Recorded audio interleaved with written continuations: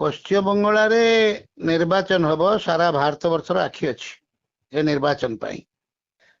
କିନ୍ତୁ ନିର୍ବାଚନ ପୂର୍ବରୁ ଯୋଉ SIR ଆଜ୍ଞା କାର୍ଯ୍ୟ ଚାଲିଛି ତାରି ଉପରେ ପ୍ରଥମେ ଚିନ୍ତା କରିବାର ଆବଶ୍ୟକତା ଅଛି, କଣ ଘଟିବାକୁ ଯାଉଛି।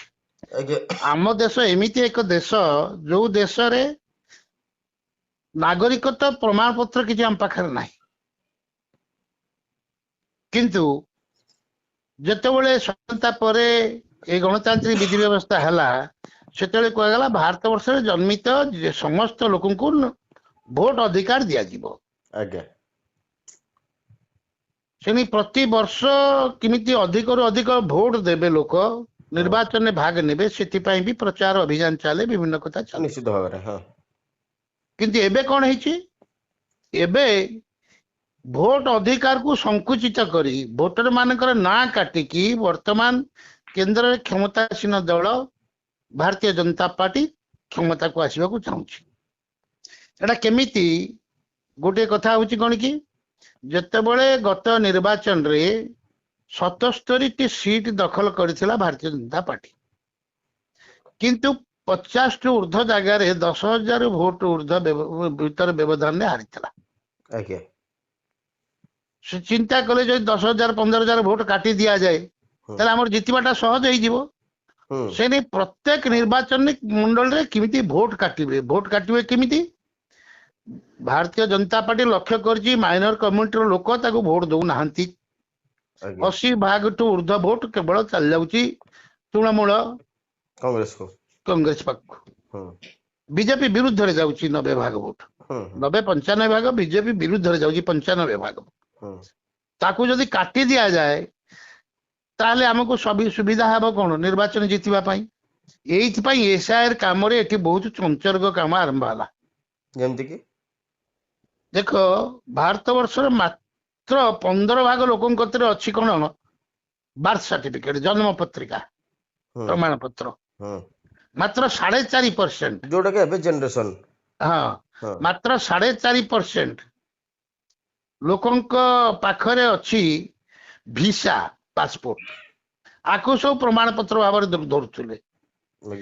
ଆଚ୍ଛା, ଯାଉ ସୁପ୍ରିମକୋର୍ଟର ହସ୍ତକ୍ଷେପ ଫଳରେ କିଛି ଆଉ କିଛି ସୁବିଧା ଆସିଲା ପ୍ରମାଣ କରିବା ପାଇଁ। କିନ୍ତୁ ତା ଦେହରେ ଯୋଉ ଆରମ୍ଭ ହେଲା କାମ, ପ୍ରଥମ ଦଫାରେ 58 ଲକ୍ଷ ଭୋଟରଙ୍କ ନାଁ କଟେଇକି ଦିଆଗଲା। ତା ଦେହରେ କିଛି ମରିବା ଲୋକ ଥିଲେ, କିଛି ଡୁପ୍ଲିକେଟ ଭୋଟର ଥିଲେ, କିଛି ଏସବୁ ପ୍ରମାଣ ପତ୍ର ଦେଇ ପାରିନଥିବା ଲୋକ ବି ଥିଲେ। ଏଇଟା ସ୍ୱୀକାର୍ଯ୍ୟ ଯେ ଅନେକ ବେଳେ ଭୋଟରେ ମରିଥିବା ଲୋକ ଡୁପ୍ଲିକେଟ ଭୋଟରଙ୍କର ନାଁରେ ଭୋଟ ଦିଆଯାଏ, ଜାଲ ଭୋଟ ଦିଅନ୍ତି। ଏଇଟା ସ୍ୱୀକାର୍ଯ୍ୟ।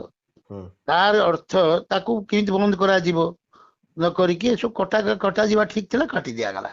କିନ୍ତୁ ତାରି ଭିତରେ ରହିଗଲେ କିଛି ଲୋକ ଯେ କି ଦେଇପାରିଲେନି, ଯାହାଙ୍କୁ କି ବିଜେପି ପ୍ରତିଶ୍ରୁତି ଦେଇଥିଲା ଗତ ନିର୍ବାଚନରେ ଭାରତୀୟ ଜନତା ପାର୍ଟି ତାଙ୍କୁ ନାଗରିକତ୍ୱ ପ୍ରମାଣ ପତ୍ର ଦବ ବୋଲିକି, ଯେ କି ବାଂଲାଦେଶରୁ ଆସୁଥିବା ହିନ୍ଦୁ ଲୋକମାନେ, ମଟୁଆ ସମ୍ପ୍ରଦାୟ, ରାଜବଂଶୀ ସମ୍ପ୍ରଦାୟ ଏବଂ ନମଶୂଦ୍ର ବୋଲି ଗୋଟେ ସମ୍ପ୍ରଦାୟ ଅଛନ୍ତି, 3ଟି ସମ୍ପ୍ରଦାୟକୁ ଦେଇଥାନ୍ତା ନାଗରିକତ୍ୱ ପ୍ରମାଣ ପତ୍ର, ଦେଇପାରିଲେନି, ତାଙ୍କ ଭୋଟ ବି କିଛି କଟିଲା। এই যে 58 ଲକ୍ଷ ଭୋଟ କଟିଲା ପରେ ଭାରତୀୟ ଜନତା ପାର୍ଟିର ଆଞ୍ଚଳିକ ନେତୃତ୍ୱ, ରାଜ୍ୟ ନେତୃତ୍ୱ, ବିଜେପି ନେତୃତ୍ୱ, ଏମାନେ ସମସ୍ତେ ନିର୍ବାଚନ କମିଶନକୁ ଦୋଷ ଦେଲେ, କହିଲେ ଆମର କିଛି ଲାଭ ହେଲାନି, ବରଂ କ୍ଷତି ହେଲା। ଆମର ଯୋଉ ଭୋଟର ସେମାନେ ବି କଟିଲେ। ସେଇଠୁ ଆରମ୍ଭ ହେଲା ଆଉ ଗୋଟେ ଯୋଜନା, ଲଜିକାଲ ଡିସ୍କ୍ରିମିନେସନ, ତାର୍କିକ ଅସଙ୍ଗତି। ତାର୍କିକ ଅସଙ୍ଗତି କଣ? ତାର୍କିକ ଅସଙ୍ଗତି କେମିତି? ଧରାଯାଉ ଜଣଙ୍କର 6ଟା ସନ୍ତାନ, ଆଭରେଜ ପଡୁଛି 4 ସନ୍ତାନ, ତମର 6 ସନ୍ତାନ କେମିତି ହେଲା? କି ଆଶ୍ଚର୍ଯ୍ୟ କଥା। ଆଭରେଜ ସିନା 4, ଲୋକଙ୍କର 6 ଅଛି, 7 ଅଛି, 8 ଅଛି, ଅଧିକା ଅଛି। ଧରନ୍ତୁ ମୁଁ ତ କହୁଛି ଆମେ ହଉଛୁ ଭାଇ ଭଉଣୀ 7, ଗୋଟିଏ ବାପର ନାଁ କୋଉଠି ଯିବ ସବୁ? ତମେ ତାକୁ ମାନେ କଣ ତାର୍କିକ ଅସଙ୍ଗତି ହେଇଗଲା? ସେଇଥିପାଇଁ ତ ଅନେକ ସନ୍ତାନର ଜନକ ଜନନୀ ଥିଲେ ନା, ସେଇଥିପାଇଁ ତାଙ୍କୁ କାଟିବ। ତାପରେ ଆସିଲା କଣ, ତ ୟା ପାଇଁ କିଛି ବାଧ୍ୟତାମୂଳକ ଅଛି କୋଉ ବର୍ଷ ପରେ କିମ୍ବା କୋଉ ବର୍ଷ ପରେ? କିଛି ନଥିଲା, କିଛି ବାଧ୍ୟତାମୂଳକ ନାହିଁ, କୌଣସି ବାଧ୍ୟତାମୂଳକ ନାହିଁ। ତାପରେ ଆସିଲା କଣ, ଧରା ଯାଉ ଗୋଟେ ଝିଅଟେ ବାହା ହେଇଯାଇଛି, ବାହା ହେଇଯାଇଛି, ତାର ଟାଇଟେଲ ସେ ଚେଞ୍ଜ କରିଛି, ତାର ସ୍ୱାମୀ ନାଁରେ ଭୋଟର ଲିଷ୍ଟରେ ନାଁ ଉଠେଇଛି, କିନ୍ତୁ ଯେତେବେଳେ ତାର ବାପାର ପ୍ରମାଣ ପତ୍ର ମଗା ହେଇକି ତାକୁ କରାହଉଛି ସେଠି ଅସଙ୍ଗତି ଆସୁଛି। ଏସବୁ ଭିତରେ ଯୋଉ 60 ଲକ୍ଷ ପକେଇଦେଲେ, ତାପରେ ଯେତେବେଳେ ଫେର ସୁପ୍ରିମକୋର୍ଟକୁ ଗଲେ, ସୁପ୍ରିମକୋର୍ଟ ରାୟ ଦେଲା ଯେ କି ନାଇଁ ୟାକୁ ଜୁଡିସିଆଲ ବିଭାଗ ମାନେ ବିଚାର ବିଭାଗର ଅଫିସର ମାନେ ଆକୁ ଫାଇନାଲ କରିବେ। ବିଚାର ବିଭାଗ କଣ ଦେଖିବେ? ଏଆଇ ଜରିଆରେ କରିବେ। ଏଆଇ ର ଯୋଉ ଦୁଇଟି ମେଥଡ ଅଛି, ଦୁଇଟି ମେଥଡ ଗୋଟିଏ ମେଥଡରେ ଏରର ହଉଛି 5%, ଆଉ ଗୋଟେ ମେଥଡରେ 3%। ଦୁଇଟି ମେଥଡରେ ଦେଖିବେ, ଗୋଟେ ହଉଛି ଫଟୋଗ୍ରାଫି ଚେଞ୍ଜ ଚେକ୍ କରାଯିବ, ଆଉ ଗୋଟେ ମେଥଡ ହଉଛି ନା ଉପରେ ଇଏ କରାଯିବ। ଦୁଇଟି ମେଥଡ ମିଶି 8% ହଉଛି ତାର କଣ ଏରର। ଯଦି 8% ଏରର ହେଲା ତାହେଲେ କେତେ ଲୋକ ବାଦ ଯିବେ? 8% ତ ବହୁତ ଲୋକ ପଳେଇବେ। ବହୁତ ଲୋକ ପଳେଇବେ, ଲକ୍ଷ ଲକ୍ଷ ଲୋକ ପଳେଇବେ କୋଟି କୋଟି ଭୋଟର ଭିତରେ। ଗଲା ତାପରେ ଆସୁଛି କଣ, ତମର ଯେତେବେଳେ ମେସିନ ଯେତେବେଳେ ଇଏ କରୁଛି ଜଣଙ୍କ ନା ସ୍ୱାଭାବିକ ଭାବରେ ଭୁଲ ହବ। ଭୋଟର ଲିଷ୍ଟ ଅନେକ ଭୁଲ ବାହାରିଛି ଲେଖାଯାଏ, ଯୋଉଠିକି ଆମେ କ୍ଲରିକାଲ ମିଷ୍ଟେକ୍ କୁହନ୍ତି। କାରଣ ଜଣେ ବିଶେଷ କରି ମୁସଲିମ ନାଁ ଗୁଡାକ ଏମିତି ଏକ ନା ତାର ଉଚ୍ଚାରଣ କଲା ବେଳେ, ତାକୁ ଲେଖିଲା ବେଳେ ଅନେକ ବେଳେ ସ୍ପେଲିଂ ମିଷ୍ଟେକ୍ ହୁଏ, ବନାନଗତ ଅଶୁଦ୍ଧି ହୁଏ। ସେ ତାକୁ ବି ଗ୍ରହଣ କରିବନି, ଯେହେତୁ ମେସିନ ଯେତେବେଳେ 6ଟା ଅକ୍ଷରକୁ ଦେଖିଲା ବେଳକୁ 5ଟା ଅକ୍ଷର ହେଇଛି, 5ଟା ଅକ୍ଷରକୁ 6ଟା ଅକ୍ଷର ହେଇଛି, 4ଟାକୁ 3ଟା ଅକ୍ଷର ହେଇଛି, ସେ ସବୁ କାଟିଦବ। ନିଶ୍ଚିତ ସେଇ ହିସାବରେ ମେସିନରେ ପକେଇଲେ ଏଗୁଡା ସବୁ ଅନେକ ଅସଙ୍ଗତି ଦେଖାଯିବ। ଗଲା ତାର୍କିକ ଅସଙ୍ଗତିରେ ଏଇଭଳିଆ ଲୋକଙ୍କୁ ବାଦ ଦିଆଗଲା। ବାଦ ସେଟା ସଂଖ୍ୟା ହେଲା 60 ଲକ୍ଷ। ତାକୁ ଯୋଉ ବିଚାର କଲେ, ଏଇ ପଦ୍ଧତିରେ ବିଚାର କଲା ବେଳକୁ ଏବେ ଯୋଉ 2ଟା ସପ୍ଲିମେଣ୍ଟାରୀ ବାହାରିଛି ଲିଷ୍ଟ, ସୁପ୍ରିମକୋର୍ଟ କଥା ତମେ ତାକୁ ଶୀଘ୍ର ଫଇସଲା କରିଦବ। ସପ୍ଲିମେଣ୍ଟାରୀ ଲିଷ୍ଟ ବାହାରିଲା ବେଳକୁ ବାହାରିଲାଣି ବର୍ତ୍ତମାନ ଆସିକି ଟୋଟାଲ ଯଦି କଟିଯିବା ନମ୍ବର ଆସିବ 76 ଲକ୍ଷ। ବହୁତ ବଡ ସଂଖ୍ୟା। ଟୋଟାଲ ଯଦି ଭୋଟ କଟିଯିବା 58 ପ୍ଲସ ଇଏ କହିବାକୁ 76 ଲକ୍ଷ। ଫେର ଆଉ ଯେତିକି ଅଛି କଟିଲା ବେଳକୁ ଆଉ ନିଶ୍ଚିତ ଭାବରେ 15 ଲକ୍ଷ ଖଣ୍ଡେ 10-15 ଲକ୍ଷ ଭୋଟ କଟିବ। ତାହେଲେ ଚିନ୍ତା କର, ଆଶା ହାରାହାରି 85 ଲକ୍ଷ ଭୋଟ କଟିବ। ଗୋଟେ ଯୋଉ ଜାଗା ତା ଦେହରେ ଫେର କଣ ଅଛି, ପ୍ରତି ବର୍ଷ ଭୋଟର ସଂଖ୍ୟା ବଢେ, କାହିଁକି ନା 18 ବର୍ଷ ଯୋଉମାନଙ୍କୁ ହେଇଗଲା ସେମାନେ ଭୋଟ ଦେବେ, ନୂଆ ଭୋଟର ଆସିବେ। ତା ସତ୍ତ୍ୱେ ବି ଯଦି ଗୋଟେ ରାଜ୍ୟରେ 80-85 ଲକ୍ଷ ଭୋଟର କମି ଯାଆନ୍ତି, ତାଙ୍କୁ ଭୋଟର କମେଇକି ନିର୍ବାଚନ ଜିତିବା ପାଇଁ ଯୋଉ ଚକ୍ରାନ୍ତ, ତାକୁ ଲୋକେ କେମିତି ଭାବରେ ନେବେ ମୁଁ ଜାଣିପାରୁନି। ଗୋଟେ ଆଶ୍ଚର୍ଯ୍ୟ ହବ ଗୋଟେ କଥା ଶୁଣିକି, ଏ ଯୋଉ ତାର୍କିକ ଅସଙ୍ଗତିରେ ପଡିଛି ଯୋଉ ନା, ଜଣେ ବର୍ତ୍ତମାନ ସେ ଟ୍ରାଇବୁନାଲର ଜଜ୍ ଅଛନ୍ତି, ସେ ଜଣେ ସଂଖ୍ୟାଲଘୁ ସମ୍ପ୍ରଦାୟର ଲୋକ, ବୁଝିଲେ ନା। ସେ ବିଚାରପତିଙ୍କ ନାଁ ହଉଛି ସାହିଦୁଲ୍ଲା ମୁନ୍ସି। ଯେହେତୁ ସେ ସାହିଦୁଲ୍ଲା ମୁନ୍ସି ମୁସଲିମ, ତାଙ୍କ ନାଁ ହେଇଗଲା ତାର୍କିକ ଅସଙ୍ଗତିରେ ଚାଲିଗଲା, ତାଙ୍କ ନାଁ କଟିଗଲା। ଏବେ ଫେରେ ଦ୍ୱିତୀୟ ସପ୍ଲିମେଣ୍ଟାରୀ ଲିଷ୍ଟରେ ତାଙ୍କ ନାଁ ଆସୁଛି। ସେମିତି ଅଜିତ ପାଞ୍ଜା ହଉଛନ୍ତି ବଙ୍ଗଳା ରାଜନୀତିରେ ଜଣେ ତୁଙ୍ଗ ନେତା, ଯିଏକି MP ହେଇଛନ୍ତି, କେନ୍ଦ୍ରମନ୍ତ୍ରୀ ହେଇଛନ୍ତି, ରାଜ୍ୟରେ ମନ୍ତ୍ରୀ ହେଇଛନ୍ତି। ଏମିତିକି ଲେଫ୍ଟ ଫ୍ରଣ୍ଟର ସରକାର ବେଳେ, ବାମପନ୍ଥୀ ସରକାର ବେଳେ ବି ସେ ହାରି ନାହାନ୍ତି ଅଜିତ ପାଞ୍ଜା। ତାଙ୍କର ଝିଅ ଶଶି ପାଞ୍ଜା, ସିଏ ଅଛନ୍ତି ମାନେ ବଙ୍ଗଳା ସରକାରରେ ମନ୍ତ୍ରୀ ଅଛନ୍ତି, ତାଙ୍କ ନାଁ ବି କଟିଗଲା।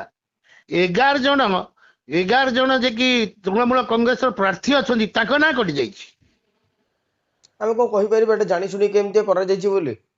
ନିଶ୍ଚିତ ଭାବରେ ଜାଣିଶୁଣି କରାହଉଛି, ହଇରାଣ କରିବା ପାଇଁ ଲୋକଙ୍କୁ, ନେତାଙ୍କୁ ହଇରାଣ କରିବା, ଲୋକଙ୍କୁ ହଇରାଣ କରିବା, ଯେ କି ଆମେ ଭୋଟ କାଟିକି ଜିତିବା।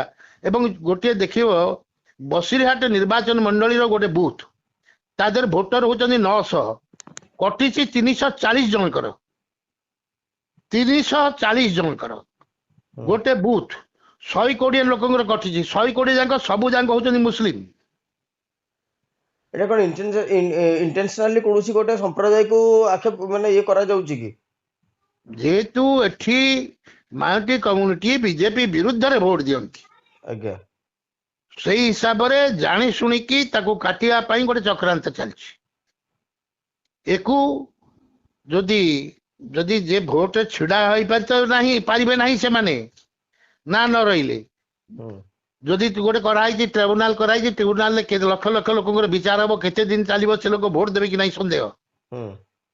ଏଇ ଅବସ୍ଥା ସୃଷ୍ଟି ହେଇଛି ଏଥିରେ।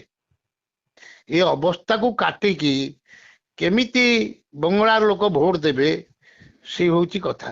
ଯେ ଏବେ କେମିତିକା ପରିସ୍ଥିତିକୁ ଲକ୍ଷ୍ୟ କରିକି ଆପଣ କଣ କହିବେ ଯେ ବଙ୍ଗଳାରେ କିଛି ପରିବର୍ତ୍ତନ ହବା ପାଇଁ ଆସୁଛି କି? ଶୁଣନ୍ତୁ, ବଙ୍ଗଳାରେ ପରିବର୍ତ୍ତନ ହବାର ସମସ୍ତ ସମ୍ଭାବନା ଥିଲା। ଆଜ୍ଞା। ଲୋକ ମାନେ ଚାହୁଁଥିଲେ ସରକାରକୁ ବଦଳେଇ ବୋଲିକି, କିନ୍ତୁ ଏ ଯୋଉ ଧର୍ମୀୟ ମେରୁକରଣ ଚାଲିଛି, ଧର୍ମୀୟ ମେରୁକରଣରେ ଏ ଲାଭ ଅପେକ୍ଷା କ୍ଷତି ବେଶୀ ହବ ବିଜେପିର। ଆଚ୍ଛା। ଯୋଉ ଲୋକ ହଇରାଣ ହଉଛନ୍ତି, ହର କରୁଛନ୍ତି, ଗାଁ ଲୋକ ଚାହାନ୍ତି ନାହିଁ ଯେ ଆମ ପାଖ ପଡିଶାଟା ଲୋକଟା ର ଭୋଟରେ କଟି ଯାଉ ଅଧିକାର। ସେମାନେ ଏ ତାକୁ ବିରୋଧ କରୁଛନ୍ତି। ଆଚ୍ଛା। ଯିଏ କି ଭୋଟ ହୁଏତ ବିଜେପି କି ଦେଇଥାନ୍ତେ, ଆଜ୍ଞା, ଯୋଉ ହିନ୍ଦୁ ଲୋକଟି, ତା କିନ୍ତୁ ଘର ପରିବାର ପଡୋଶୀଟି ହଉଛି ମୁସଲମାନ ପରିବାର, ଯାହା ସାଙ୍ଗରେ ଭଲ ସମ୍ପର୍କ ଅଛି। ଭଲ ସମ୍ପର୍କ ଅଛି। ଆଜ୍ଞା। ସେ ମମତା ବାନାର୍ଜୀ ଏତେ ଦିନ ରହିଲେଣି, ତାଙ୍କ ବିରୁଦ୍ଧରେ ଯୋଉ ଆସେ ଆମର ଯୋଉ ଏତେ ଦିନ ରହିଲା ପରେ ଯୋଉ ପ୍ରକାର ବିରୋଧ ଭାବ ଆସେ ଅଛି, ସେ ହୁଏତ ପରିବର୍ତ୍ତନ କରିବା ସପକ୍ଷରେ ଯାଇଥାନ୍ତା, ପରିବର୍ତ୍ତନ କରିବା ପାଇଁ ହୁଏତ ସେ ବିଜେପି ଭୋଟ ଦେଇଥାନ୍ତା, କିନ୍ତୁ ଏ କାର୍ଯ୍ୟକଳାପ ଯୋଗୁଁ ତାଙ୍କ ମନ ପରିବର୍ତ୍ତନ ହେଇଯାଇପାରେ, ପରିବର୍ତ୍ତନ ହେଇଯାଇପାରେ। ଏବଂ ଯୋଉ କଥାଟା ଯେ କି ମାଇନରିଟି କମ୍ୟୁନିଟି ଗୋଟେ ବହୁ ଭାଗରେ ବିଭକ୍ତ ହେଇଥାନ୍ତା ବୋଲି ଥିଲା, ଅବସ୍ଥା ଥିଲା ରାଜନୀତି, ବଙ୍ଗଳା ରାଜନୀତିରେ, ବଙ୍ଗଳା ପରିସ୍ଥିତିରେ, କିନ୍ତୁ ହୁଏତ ସିଏ ବି ଏକାଠି ହେଇଯାଇପାରନ୍ତି। ଏଇ ହିସାବରେ ଇଏ ନିର୍ବାଚନ ଏକ ଗୋଟେ ପ୍ରଶ୍ନବାଚୀ ବିଷୟରେ ରହିଯିବ। ହଁ, ରହିଯିବ। ଏବଂ ଏମିତି ଏକ ଅବସ୍ଥା ବି ହେଇପାରେ, ଆଜ୍ଞା, ସଂଖ୍ୟା ଗରିଷ୍ଠତା କେହି ହୁଏତ ପାଇପାରନ୍ତି, ନହେଲେ ଯଦି ପାଇବ କେହି ମମତା ବାନାର୍ଜୀ ତୃଣମୂଳ କଂଗ୍ରେସ ସପକ୍ଷରେ ରହିଛି। ବିଜେପି ତ କେବେ ପାଇବ ନାହିଁ, କାହିଁକି ନା ତାର କାରଣଟା ହଉଛି କଣ କି, ବିଜେପି ଲଢୁଛି ମାତ୍ର 150 ସିଟ ଉପରେ, 144 ସିଟ ଉପରେ ତାର କୌଣସି ଦଖଲ ବି ନାହିଁ, ତାର ସଂଗଠନ ନାହିଁ କି ସେଠି ସେଇଭଳି ପ୍ରକାର ଅବସ୍ଥା ନାହିଁ।